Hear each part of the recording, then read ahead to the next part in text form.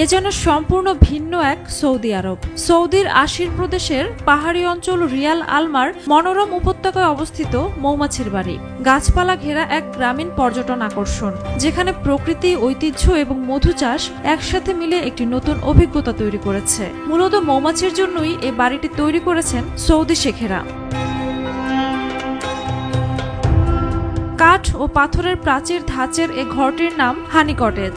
ঘরটির একপাশে সবুজ উপত্যকা, অপর পাশে খামারি মধুর জন্য পল্লবিত চাষের ক্ষেত্র। এই ঘরটি মূলত ইঞ্জিনিয়ার মোহাম্মদ আল আলমাই নিজের গ্রামের বাড়ি থেকে রূপান্তর করেছেন এক মৌমাছির বাড়িতে, যা এখন পর্যটকদের জন্য খোলা। এখানে মধু সংশ্লেষণ ও মধু উৎপাদন করা হয়। ভ্রমণকারীদের ভূমধ্যস্থ হাইভস ঘুরে দেখার সুযোগ, ঐতিহ্যবাহী মৌচাষের সরঞ্জাম দেখার সুযোগ এবং প্রায় 50 ধরনের স্থানীয় মধু চেখে দেখার সুযোগ রয়েছে। বিশেষ করে এই এলাকায় উৎপাদিত সিদর হানি নামে পরিচিত মধু স্বাদ ও গুণে বেশ খ্যাত।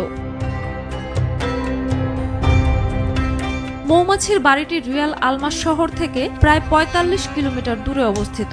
এখানে গাড়ি বা ভ্যানে ভ্রমণ করা সম্ভব, আর ভ্রমণের উপযুক্ত সময় হলো বৃষ্টির পর বা গ্রীষ্মের শেষে, কারণ পাহাড়ে গাছপালা ও নির্জনতা বেড়ে যায় তখন।